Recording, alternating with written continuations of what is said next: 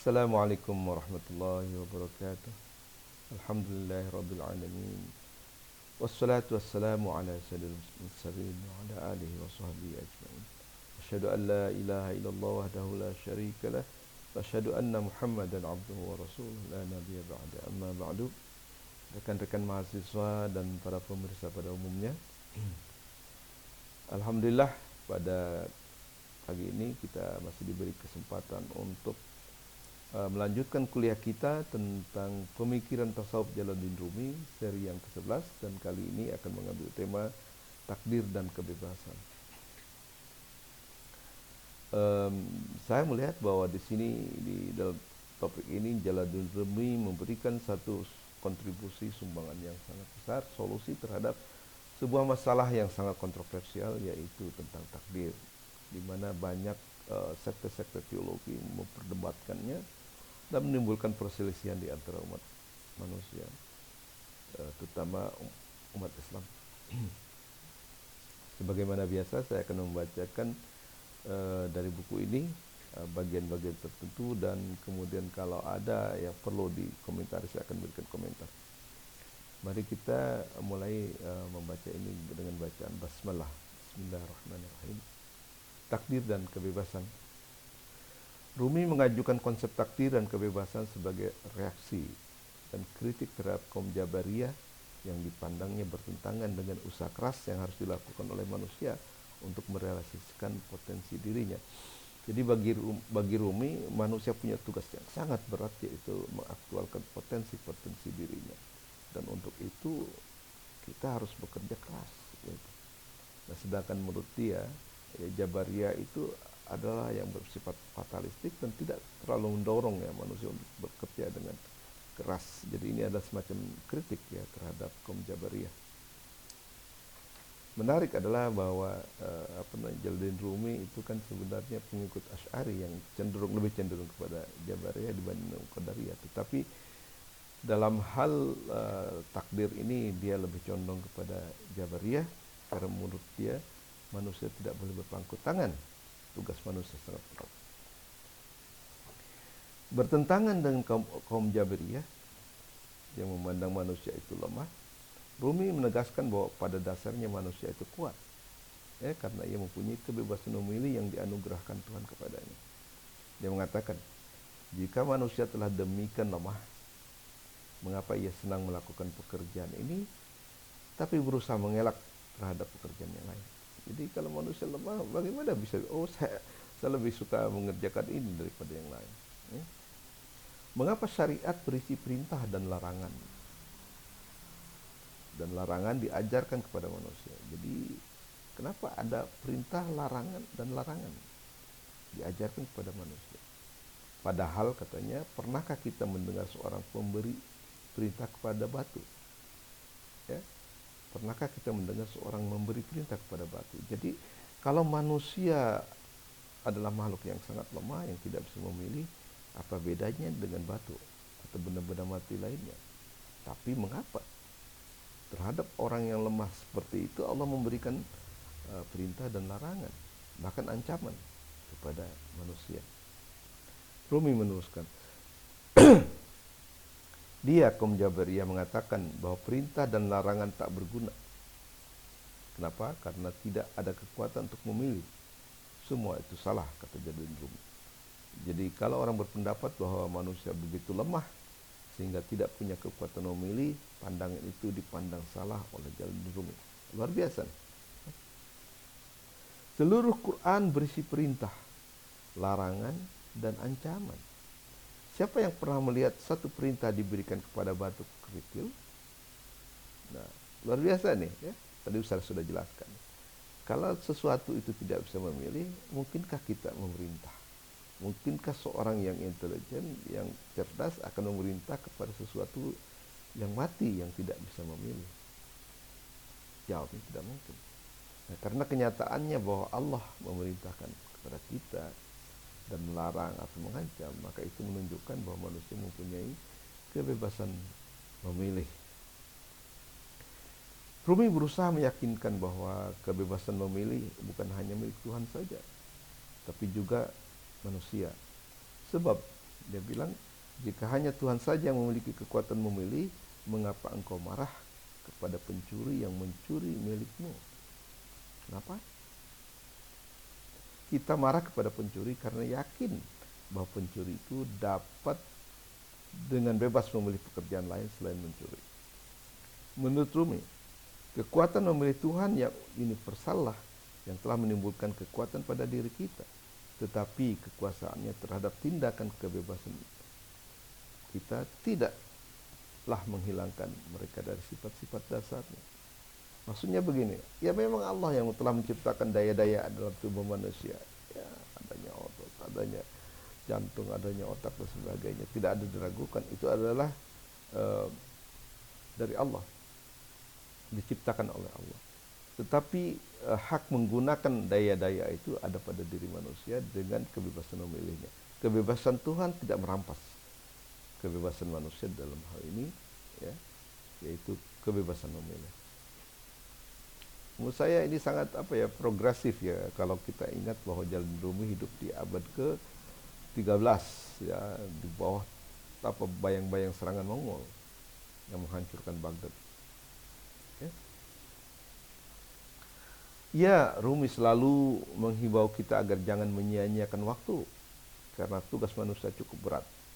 Baginya lebih baik bekerja kemudian tanpa disengaja salah daripada tidak bekerja sama sekali. Wah, ini luar biasa ya. Luar biasa. Etos kerja yang ditanamkan oleh Jalal Rumi itu sangat luar biasa. Ya.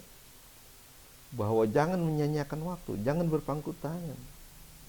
Bahkan lebih baik bekerja kemudian salah daripada diam sama sekali. Ya. Kenapa? Karena tugas manusia sangat berat. Tidak ada masa untuk leha-leha, berpangku tangan, ya, bermalas-malesan dan sebagainya.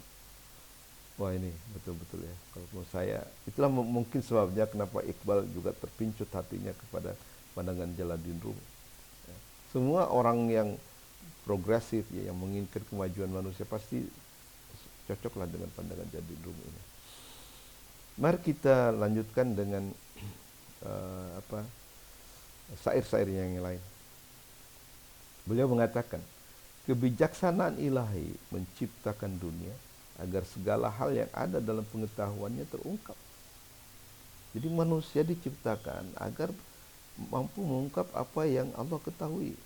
Wah, tentunya susah sekali ya. Tapi karena itulah maka kita tidak boleh menyia-nyiakan waktu, ya, menggunakan waktu tanpa berkarya atau menggunakan waktu yang sia-sia. Tuhan menimbulkan di atas dunia rasa sakit sekarat ketika melahirkan agar menjadi nyata apa yang dia ketahui. Nah, ini satu umpama ya. Jadi pengetahuan itu diibaratkan bayi yang masih di dalam kandungan.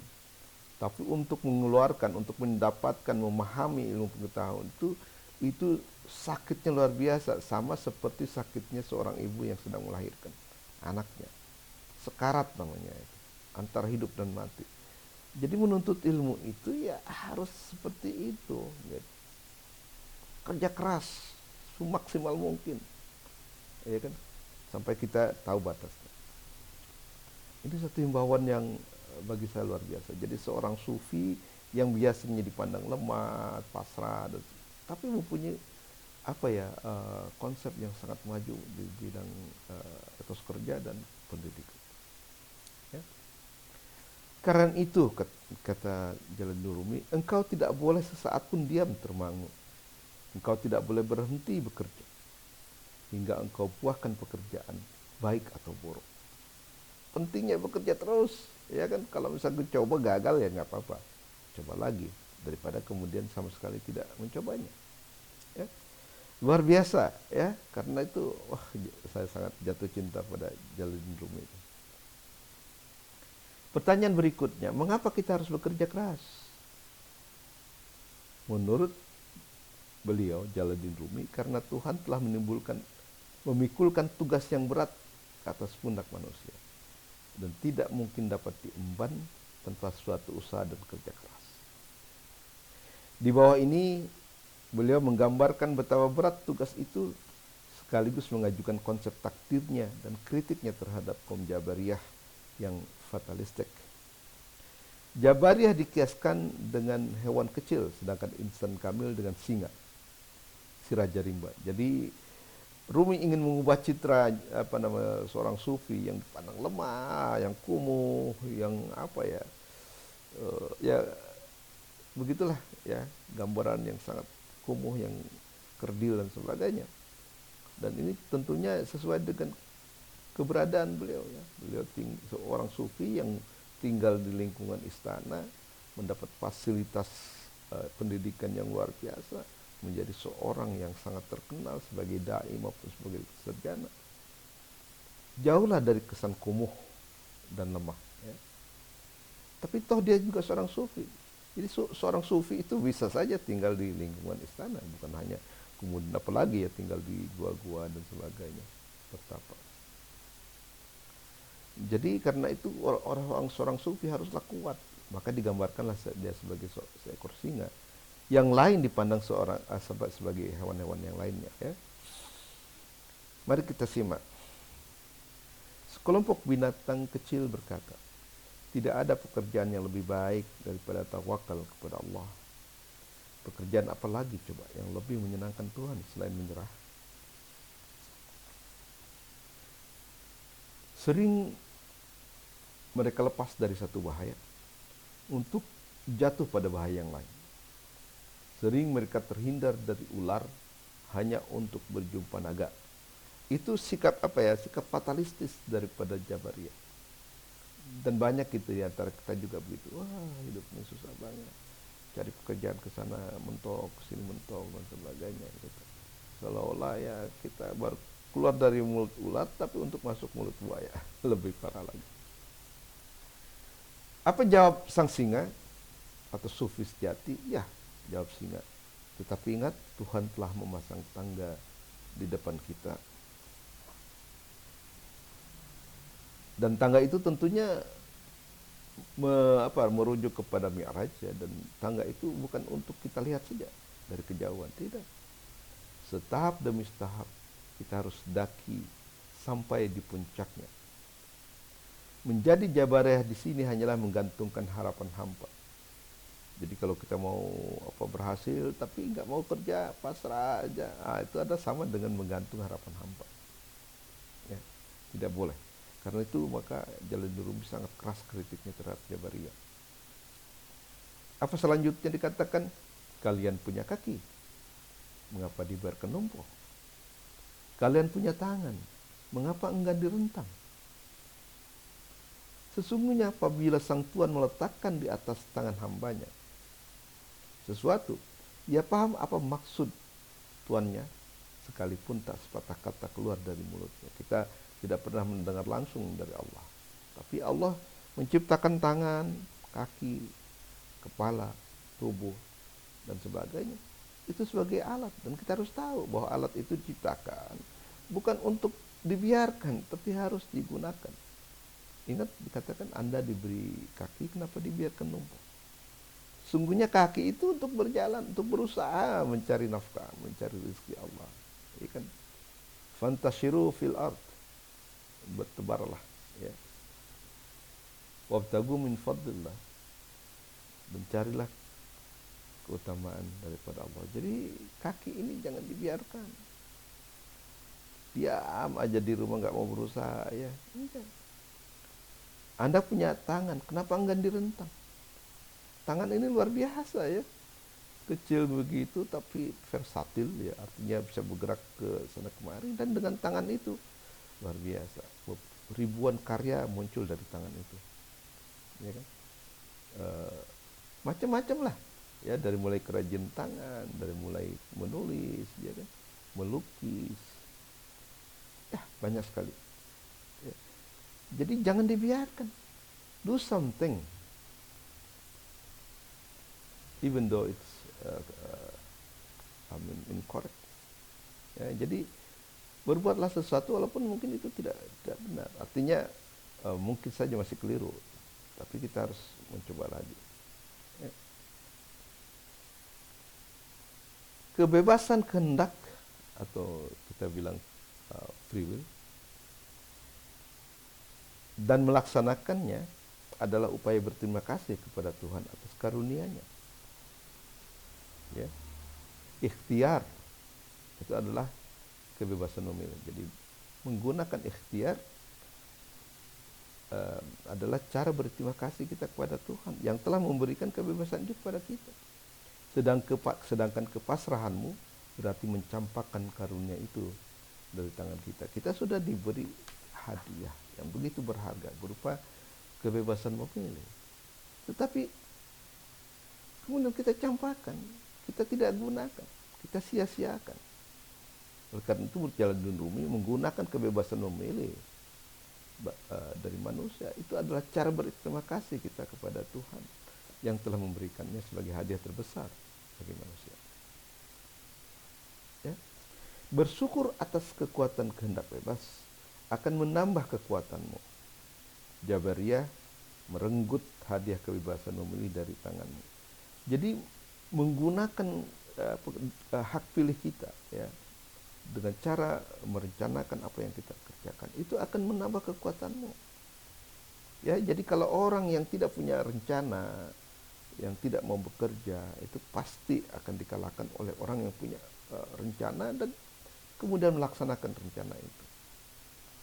Inilah yang disebut oleh kaum eksistensialis, ya, manusia menggunakan cara beradanya yang berbeda dengan cara berada benda. Kalau cara berada benda memang ya begitu saja diciptakan seperti itu, ya begitu saja. Tapi manusia itu lain. Cara berada manusia artinya ginilah, untuk eksis itu kita harus memilih. Dan ini sesuai dengan pandangan Jalaluddin Rumi.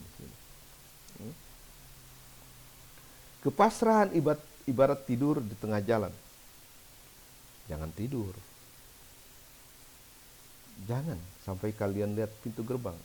Jadi kalau kita mau berkunjung dengan raja, ya, mengunjungi raja, bertemu dengan raja, atau siapapun presiden, atau gubernur, ya, nggak boleh kita di rumah saja gitu, diam aja. Bukan, jalan sampai ke pintu gerbang. Nah, kalau sudah di pintu gerbang, memang kita nggak bisa memaksakan kehendak kita. Itu tergantung kepada perkenan daripada sang raja. Ya, jadi ada batasnya, tapi kita harus jalan sampai ke gerbang. Kalau enggak, bagaimana bisa ketemu dengan sang raja? Jadi jangan tidur di tengah jalan. Ya. Awas jangan tidur, wahai Jabari yang lengah, kecuali di bawah pohon yang syarat dengan buah yang ranum itu. Hingga setiap kali angin menggoncang dahan, ia berkenan menjatuhkan buah di atas orang itu dan memberinya bekal perjalanan. Jadi kalau kita mau, iya, ibaratnya apa ya, buah duren misalnya. Ini pengalaman saya waktu kecil ya di kampung. Jadi kalau duren itu harus ditunggu. Ya. So kalau di kampung saya, ya kalau udah jatuh ada orang lewat diambil aja. Kadang-kadang nggak peduli punya siapa. Jadi kalau kita care terhadap itu harus kita tunggu sampai jatuh kemudian diambil. Tapi untuk bisa mengambil buah itu ya kita harus pergi sampai ke dekat pohon itu. Nggak mungkin kita di rumah tidur aja kemudian akan mendapatkan durian itu. Nah, kita nggak bisa memaksa, ya, durian itu kan pinggir pohonnya, jadi nggak bisa memaksa untuk naik, ya. Kecuali kalau memang berniat mau mengunduh semuanya. Tapi kalau menunggu sampai ranum, ya kita harus pergi ke dekat situ. Nanti kalau ada angin yang menerpa agak keras, mungkin jatuh, dan itulah bekal perjalanan kita. Nah, ini satu ibarat yang menurut saya sangat menarik sekali, ya, dan sangat logik.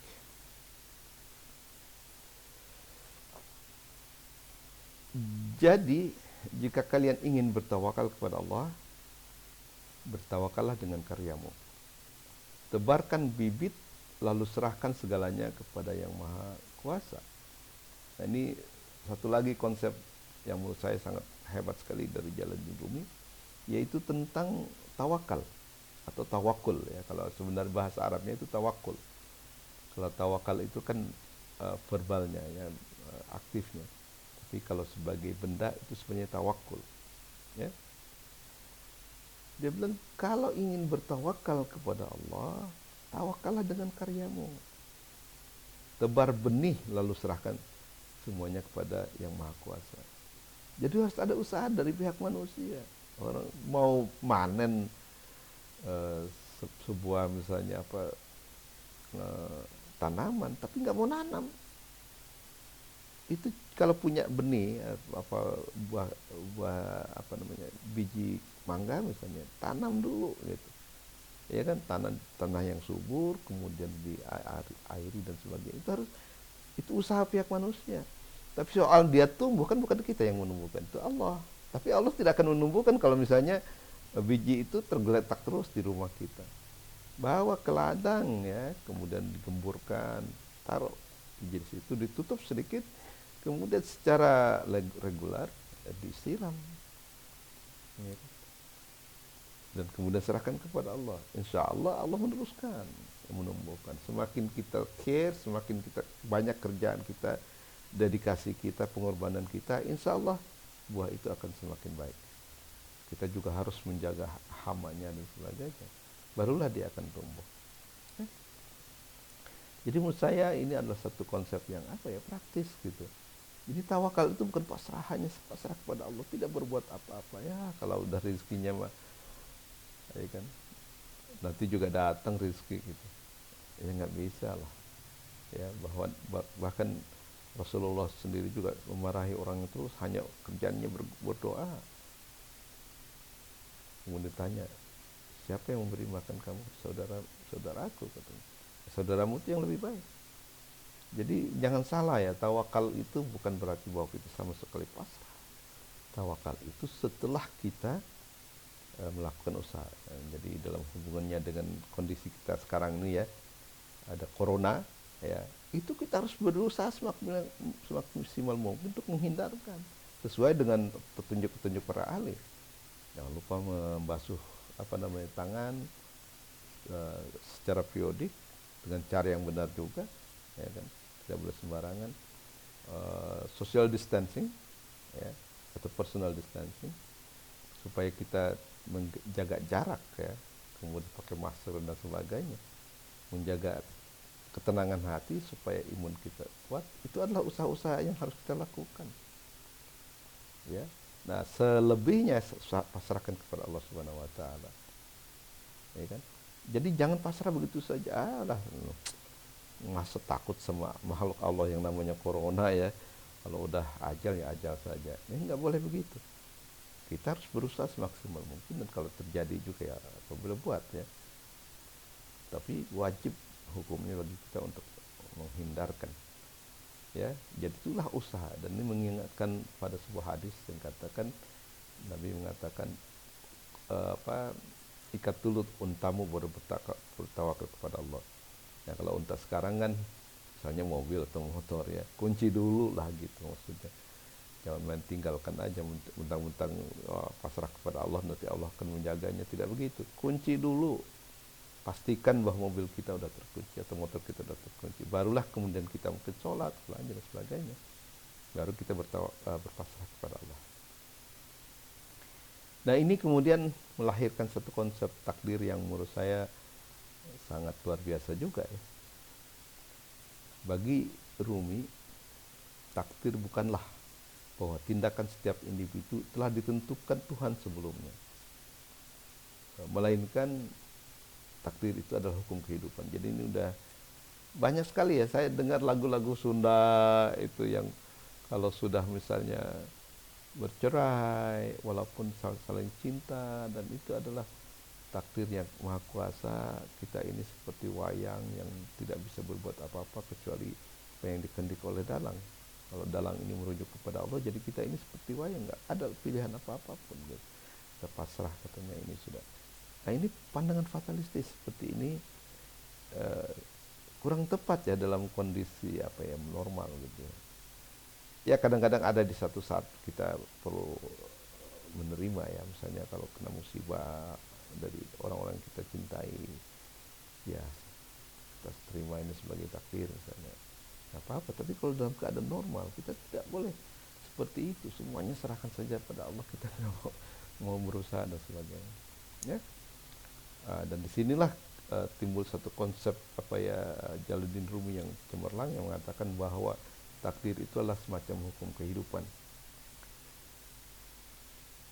Dan tidak ada suatu hukum dapat menjadi hukum kalau tidak ada kemungkinan berubah dan kebebasan memilih. Jadi tidak ada hukum kalau tidak ada kemungkinan adanya perubahan dan kebebasan memilih. Jadi hukum itu ditegakkan justru karena adanya kebebasan memilih. Kalau nggak ada kebebasan memilih, ya nggak ada, buat apa hukum? Dilarang apa diperintah, ya nggak bakal ada pengaruhnya kalau memang semua tindakan manusia sudah ditentukan oleh Allah dari A sampai Z gitu. Tapi ya tadinya anehnya, ya kalau begitu jangan marah dong kalau pencuri mengambil barang kita. Karena apa? Karena itu semua udah takdir Tuhan. Ya, dia maling juga nggak bisa memilih kecuali maling. Tapi apa memang begitu? Nyatanya kita marah, berarti kita punya kebebasan memilih.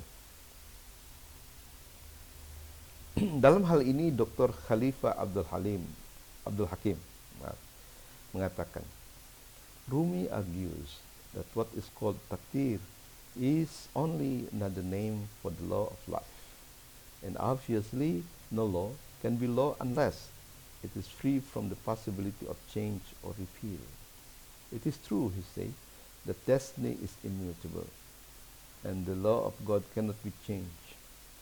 And the law of God is that if you steal, you and society you belong to shall be exposed to certain consequences. And if you speak the truth, certain beneficial effort will follow. But God does not compel anyone to steal, tell lies, or speak truth. Actions proceed from free choice, but their consequences are predetermined. That is, they follow from the law that govern the universe and every individual soul. Jadi segala sesuatunya ya itu sudah ditentukan oleh Allah. Ada takdir ya. Saya kira-kira ini maksudnya ya. Rumi menegaskan bahwa apa yang disebut takdir hanyalah nama lain daripada hukum kehidupan. Dan jelas bahwa tidak ada sebuah hukum dapat menjadi hukum kalau ia tidak bebas dari kemungkinan perubahan dan pembatalan. Artinya hukum tidak bisa dirubah. Memang benar katanya bahwa takdir tidak dapat diganti dan hukum Tuhan tidak dapat diubah.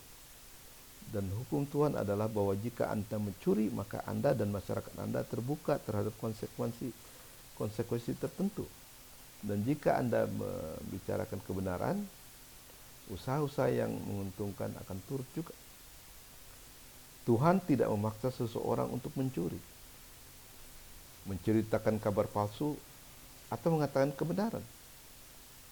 Tindakan-tindakan itu muncul dari kebebasan memilih, tapi konsekuensinya telah ditentukan lebih dahulu, yakni mereka tunduk kepada hukum yang mengatur alam semesta dan setiap jiwa manusia. Nah, ini mengingatkan kita pada kuliah-kuliah saya yang sebelumnya, bahwa manusia itu adalah makhluk dua dimensi, makhluk fisik dan juga makhluk mental, ya, spiritual. Nah, sebagai makhluk fisik maka dia harus tunduk kepada hukum fisik, dan itu sama hukum mungkin mekanik ya, kita sebut hukum mekanik yang mengatur seluruh alam semesta, termasuk tubuh kita sebagai dimensi fisik daripada manusia. Jadi hukum yang mengatur fisik kita itu sama dengan hukum yang mengatur tubuh-tubuh hewan dan sebagainya. Ya. Tetapi karena manusia juga adalah makhluk mental, maka kemudian ada hukum lain. Ya. Kalau sudah menyangkut kehidupan masyarakat, ya itu hukum. Ya. Jadi bukan hukum alam lagi, tapi hukum masyarakat. Ya, agama, syariat itu adalah bagian daripada takdir, yaitu hukum yang mengatur kehidupan manusia. Jadi sebagai makhluk fisik kita punya hukum alam tersendiri, sebagai makhluk sosial kita punya hukum yang disebut hukum atau syariat. Ya. Jadi apa yang disebut hukum kehidupan adalah bahwa setiap tindakan yang kita pilih itu akan memberi konsekuensi tertentu. Inilah yang tetap dan tidak bisa berubah. Nah, konsekuensi sebagai takdir tidak bisa dirubah. Ya, tetapi bukan berarti bahwa kita kemudian terbelenggu atau misalnya tidak bebas. Ya. Kita bisa, ya jadi gini, kalau mencuri ya ada konsekuensinya, kalau kita berbuat baik ada konsekuensinya. Tapi tidak berarti bahwa kita kemudian dipaksa oleh Tuhan untuk berbuat buruk, mencuri misalnya, merampok dan sebagainya. Tidak. Merampok dan mencuri itu adalah pilihan manusia. Pilihan manusia yang kemudian punya konsekuensi yang yang langgeng, dan inilah disebut hukum kehidupan. Jadi sebenarnya takdir pada manusia sebagai makhluk moral, ya, makhluk mental dan spiritual, itu adalah konsekuensi daripada tindakan kita. Jadi kalau kita melakukan ini itu sudah ada pasti ada konsekuensinya. Dan ini ditegaskan dalam Al-Qur'an, ya, wa may ya'mal mithqala dzarratin khairan yarah wa may ya'mal mithqala dzarratin syarran yarah. Sebesar biji atom pun ya kita perbuatan baik kita pasti akan diperlihatkan. Artinya ada konsekuensinya begitu. Dan sebesar apapun perbuatan jahat kita pasti akan diperlihatkan, mengandung konsekuensi. Itu dimaksud. Jadi ada hukum kehidupan. Nah, hukum kehidupan, konsekuensi dari apa yang kita kerjakan itulah yang tetap, yang disebut takdir. Ya. Adapun kita manusia mempunyai kebebasan memilih. Tentunya kebebasan memilih itu antara yang baik dengan yang buruk. Manusia sudah diberikan indera untuk bisa membedakan antara mana yang jurang, mana yang jalan raya. Ya kan? Jadi terserah kepada kita mau masuk ke jurang atau mau memilih jalan yang selamat. Terserah pada kita. Jadi kalau kita mengambil misalnya jalan selamat itu bukan berarti dipaksa Tuhan mengambil itu, bukan. Itu karena pertimbangan akal kita. Kita diberi akal yang menurut sebagian kalangan bisa mengetahui baik dan buruk, dan kewajiban untuk melakukan yang baik dan meninggalkan yang buruk. Demikian juga Al-Quran. Maka disebut Al-Furqan. Apa? Karena Quran membedakan antara perkara-perkara yang baik dan yang buruk, yang dilarang dan yang diperintah, ya, yang dibenci dan yang dianjurkan. Seperti yang diuraikan dalam fikih, ada hukum haram, wajib, makruh, sunnah, dan mubah di tengah-tengah. Setiap tindakan ada hukumnya, dan itu adalah tergantung kepada apa yang kita pilih.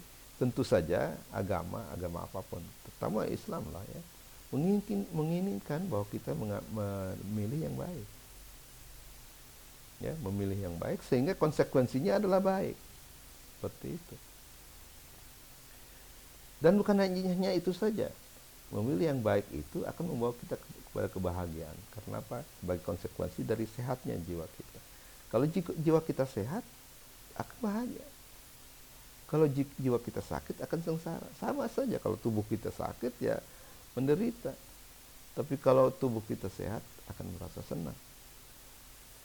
Dan itu adalah tergantung pada tindakan apa yang kita pilih. Menurut saya, ya, tindakan yang baik itu seperti mengkonsumsi makanan yang baik. Meskipun tidak selalu sedap, ya. Kadang-kadang makanan baik itu membosankan, ya. Kurang garam lah misalnya, kurang gurih dan sebagainya. Tapi itu mempunyai efek yang menyehatkan. Tapi kalau makanan yang buruk kadang-kadang memang luar biasa, manis, gurih dan sebagainya, dan itu membuat kita bernafsu untuk makan. Tapi kalau dilakukan terus-menerus perbuatan buruk itu akan membawa akibat kepada terganggunya kesehatan mental kita. Jadi Al-Quran sudah jelas ini baik, ini buruk, dan menganjurkan supaya memilih yang baik. Tapi hawa nafsu manusia kadang-kadang tidak mampu untuk melaksanakan perintah Allah dan menghindarkan larangannya, karena nafsu mendorong kita kepada arah yang sebaliknya. Nah, seperti itu. Tapi jangan salahkan Tuhan kalau kita berbuat buruk, ya. Oh, ini udah takdir saya, untuk melakukan ini kan la haula wala quwata illa billah katanya begitu. Bukan seperti itu ya. Bukan seperti itu. Jadi apapun yang kita pilih secara sadar ya, memilih secara sadar karena ada tindakan yang kita lakukan di luar kesadaran kita. Misalnya kalau kita ngorok waktu tidur nggak bisa disalahkan, walaupun memang mengganggu orang yang lain ya. Tapi kan dalam keadaan tidur kita nggak ada kontrol. Jadi yang disebut tindakan moral yang bisa disebut baik dan buruk itu adalah tindakan yang manusia bisa kontrol, ya di bawah kontrol manusia. Kalau selain itu susah. Jadi misalnya ada orang yang latah, kita colek dari belakang, dia mukul ke depan, itu tidak bisa dikatakan buruk karena dia itu di luar kemampuan dia untuk mengontrolnya. Ya, jadi seperti itu. Nah, menurut saya ini konsep takdir yang luar biasa, yang bisa menjadi solusi, tapi juga sangat sesuai dengan tuntutan zaman ya. Umat Islam sekarang ini dibandingkan dengan umat Islam yang dulu jauh lah ya.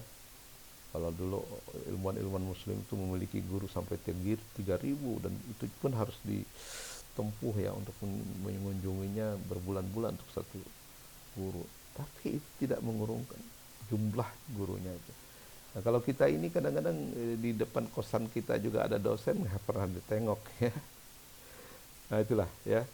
Jadi menurut saya apa namanya konsep Rumi tentang takdir ini memang sangat luar biasa ya.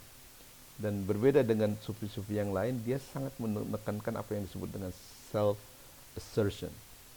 Jadi pernyataan diri, dan itu harus dilakukan di tengah-tengah masyarakat ya. Jadi karena itu dia agak mengkritik sufi-sufi yang menjadikan cara hidupnya bertapa. Ya kalau misalnya bertapa untuk satu saat tertentu saja dan untuk kemudian kembali nggak apa-apa seperti yang dilakukan Imam Ghazali, Mullah Sadar dan sebagainya. Tapi kalau menjadikan bertapa sebagai gaya hidup dengan alasan zuhud terhadap dunia, itu menurut Jalaluddin Rumi itu keliru. Kebahagiaan yang sejati bukan hanya kebahagiaan individual, tapi kebahagiaan daripada keluarga dan masyarakat kita. Kita akan merasakan kebahagiaan luar biasa kalau kita sudah melihat keluarga kita, masyarakat kita juga ikut berbahagia. Demikianlah dengan otak yang cemerlang, Rumi dapat menyelesaikan masalah takdir yang pada saat itu tidak henti-hentinya diperdebatkan dengan cara yang jitu dan memahami, yang mudah dipahami. Dalam diri Rumi terpancar semangat optimisme dan pandangan yang sangat progresif, sehingga dikatakan ia tidak percaya pada penarikan diri dari aktivitas fisik. Sebaliknya ia menegaskan pentingnya kemajuan sosial, kehidupan yang aktif, pemeliharaan serta pernyataan diri self-assertion. Jadi kata beliau untuk apa bertapa? Kalau bertapa untuk memperkuat apa namanya nilai-nilai etika kita, bagaimana bisa dilakukan? Mau mencapai sabar tapi dalam keadaan sendiri nggak bisa. Mau dikatakan adil tapi dalam kesendirian tidak bisa. Jadi sabar itu harus sabar terhadap apa? Terhadap siapa? Adil itu ya harus itu adil kepada siapa? Kalau sendirian ya bagaimana kita mengukur keadilan itu? Ya. Jadi menurut saya ini adalah sebuah konsep yang patutlah kita pelajari dan pelajari terus sehingga kita mempunyai insight ya, wawasan yang luas tentang takdir ini ya. Dan menurut saya ini Jalaluddin Rumi telah menyumbangkan konsepnya yang luar biasa yang menjadi solusi terhadap permasalahan-permasalahan yang terjadi di dunia kita dan masih sangat relevan dengan sekarang ini. Kita masih banyak yang memiliki etos kerja yang kurang tepat, tidak progresif dan tidak memberikan ruang bagi manusia untuk kemudian lebih memberikan sumbangannya kepada kehidupan sendiri, keluarga dan masyarakat. Demikian saja yang bisa saya sampaikan dalam mata kuliah seri ke-11 ini. Mudah-mudahan bermanfaat. Lebih kurangnya saya mohon maaf. Billahi taufiq wal hidayah. Wassalamualaikum warahmatullahi wabarakatuh.